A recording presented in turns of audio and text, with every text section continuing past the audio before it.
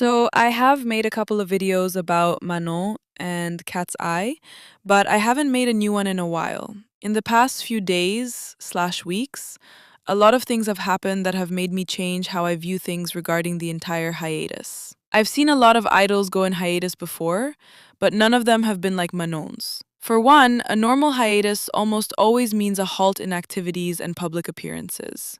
But here's the thing, minimal public appearances doesn't mean the idols aren't allowed to publicly support their groups. The best examples are Mocha from Illit and Leah from ITZY. Especially Leah, she had been on hiatus for almost a year and with even vaguer reasons than Manon. But she still showed up to one of ITZY's concert as a guest to show support. And as for Mocha, her hiatus doesn't even feel like a hiatus because not only does she keep updating us on her social media account, but she also makes physical appearances to support Illit, either as a guest at one of their shows or on stage to perform with them for at least 2 or 3 shows, before she unfortunately had to step back due to her mental health. And also, the other Illit members never missed a single chance to remind us that they are 5 and that Mocha is still a part of them. From stitching Mocha's name on their stage outfits, stating that they would be back to Japan as 5, and also leaving in Mocha's parts on songs while performing. Illit truly showed everyone how to properly do a hiatus.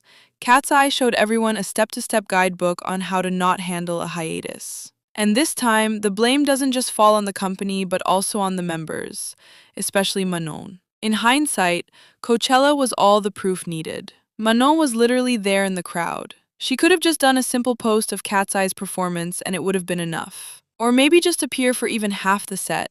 People would have seen her there and view it as support. But instead, she went to a whole other performance for another artist, and not once did she show any indication that she cared that her own group was performing on another stage a few feet away. Now, before any of you misunderstand, my aim isn't to portray Manon in a negative light. In fact, it's the opposite.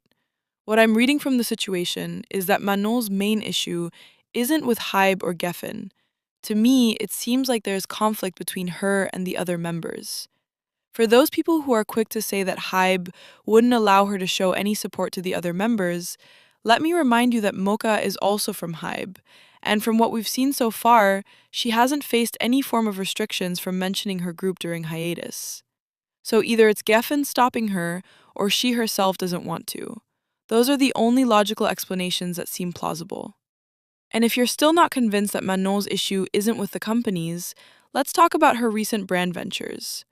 Manon has been attending a lot of public events, which are obviously brand-sponsored, and a lot of people think that she's doing all of this by herself without Hybe and Geffen or katseye. But that's only half the truth. It's like none of you have learned anything from the New Jeans case. Manon may be on hiatus from katseye, but that doesn't mean her joint contract with Hybe and Geffen is invalid. She is still under contract, which means she is still an artist under Hybe and Geffen's management. The fact that she is still attending all these public events and doing numerous entertainment activities like brand ambassadorships shows that she is still working and cooperating with the two conglomerates. And there's also her own statement on Weverse, saying she's been having positive discussions with the two companies. I'm sorry to tell you guys, but Manon doesn't seem to have that big of an issue with Hybe and Geffen, at least not anymore.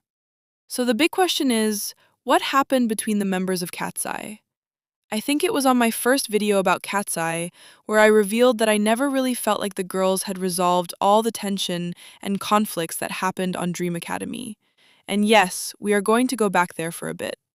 Dream Academy is always going to be a stain on katseye's career, and like it or not, it is going to affect how people view them. The documentary did bring them a lot of attention, but it came with a hefty price. Whichever side you're on, I think we can all agree that Manon and the rest of the girls did not start off on the best terms. There's always been lingering tension between the two sides, and it doesn't seem like those tensions have ever gone down. I don't know who's in the right or wrong. In fact, none of us know, since the true story has never been revealed to the public. But I feel like it is safe to assume that, for whatever reason, Manon and the rest of the members don't get along.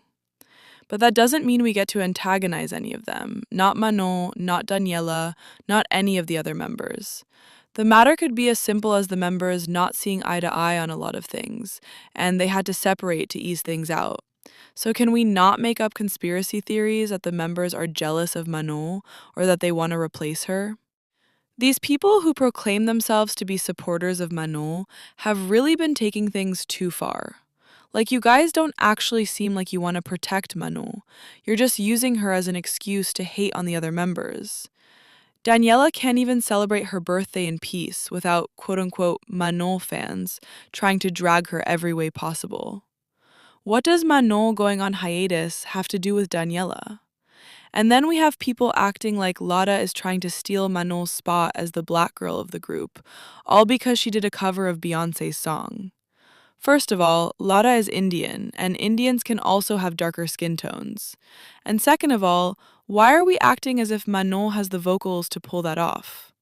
Just because Manon was the black member of the group, people have been trying to create this narrative that she was the most talented and skilled member, some even going as far as to say that she was the best vocalist.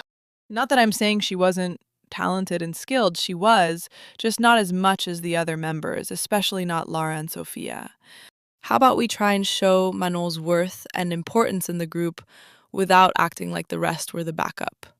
And also, do these people that keep running their mouths like that ever consider the possibility of what it's going to be like if or when Manon goes back to katseye? They never miss an opportunity to trash on katseye's songs.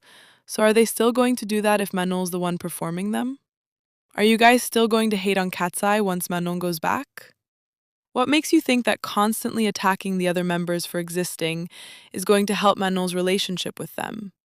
I am thoroughly convinced that if Manon ever goes back to katseye, all her so-called supporters will eventually turn against her, especially the ones that are K-pop stans. The only reason they specifically support her is because they hate Hybe.